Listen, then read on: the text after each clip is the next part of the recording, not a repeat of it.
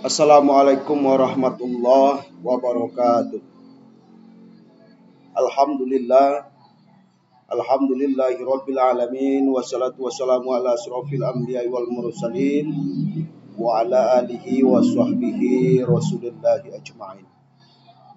Ashhadu an la ilaha illallah wahdahu la syarikalah wa ashhadu anna Muhammadan abduhu wa rasuluh la nabiyya ba'da amma ba'du. Bapak-bapak dan ibu-ibu yang sama-sama kami hormati, puji dan syukur marilah sama-sama kita ucapkan kehadiran Allah Subhanahu wa taala, karena berkat limpahan rahmat dan karunia Allah, alhamdulillah sampai hari ini, sampai jam ini, sampai saat ini, sampai detik ini, Allah masih melimpahkan rahmat dan karunia-Nya kepada kita semua, sehingga dengan limpahan rahmat dan karunia Allah, alhamdulillah kita masih sempat berubudiyah kepada Allah Subhanahu wa taala. Kemudian selawat berserta salam, marilah kita sama-sama berdoa kepada Allah Subhanahu wa taala supaya tetap tercurah buat junjungan kita, yakni Nabi besar Muhammad sallallahu alaihi wasallam, yang telah berjuang membawa kita manusia, mengajak kita manusia dari jalan yang sesat kepada jalan yang benar, yakni jalan yang diridhai Allah Subhanahu wa taala. Bapak dan Ibu yang dirahmati Allah, untuk judul pembahasan kita pada hari ini yaitu meningkatkan pemahaman moderasi beragama. Jadi dari tema yang kita angkat pada saat ini, mari kita pahami terlebih dahulu arti daripada moderasi.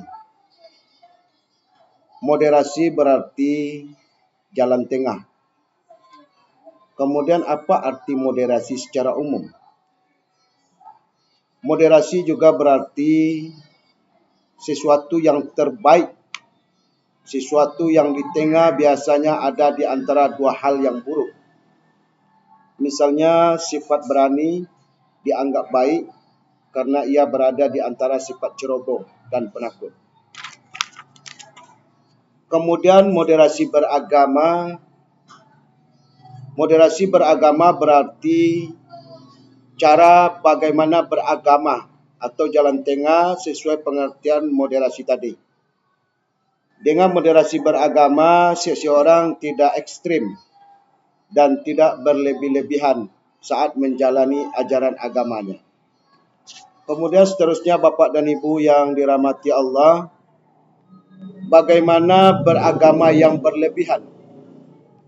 Contohnya adalah seseorang beribadah terus-menerus tanpa mempedulikan kondisi lingkungan sosialnya sendiri.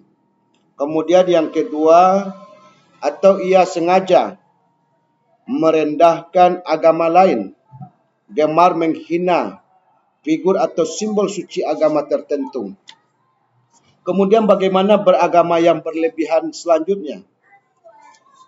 Yang ketiga itu menyantap makanan, minuman yang haram hanya karena alasan toleransi kepada umat agama lain. Kemudian merusak rumah ibadah karena tidak setuju dengan pemahamannya. Kemudian Bapak dan Ibu yang dirahmati Allah, prinsip beragama yang moderat, adil. Prinsip beragama yang moderat yaitu bersikap adil, berarti menempatkan sesuatu pada tempatnya dan melaksanakannya secara baik dan secepat mungkin. Kemudian bersikap seimbang, artinya selalu berada di tengah di antara dua kutub. Kemudian Bapak dan Ibu yang dirahmati Allah, apa batasannya bahwa suatu pemahaman dan pengalaman keagamaan sudah dinilai berlebihan? 1. Melanggar nilai kemanusiaan, contohnya menembaki orang yang beribadah di rumah ibadah. 2. Melanggar kesepakatan bersama, contohnya jika seseorang atas nama agama melanggar Pancasila, Undang-Undang Dasar tahun 1945 dan NKRI. 3. melanggar ketertiban umum. Contohnya, seseorang yang beribadah di tengah jalan. Kemudian Bapak dan Ibu yang dirahmati Allah, mari menempatkan moderasi beragama dalam konteks Indonesia. Jadi mungkin barangkali Bapak dan Ibu, pentingnya moderasi beragama di dalam kehidupan kita sehari-hari untuk menjaga keharmonisan dan kenyamanan kita dalam melangsungkan kehidupan kita sehari-hari. Mudah-mudahan apa yang kami sampaikan bermanfaat. Banyak maaf. Billahi taufiq wal hidayah. Assalamualaikum warahmatullahi wabarakatuh.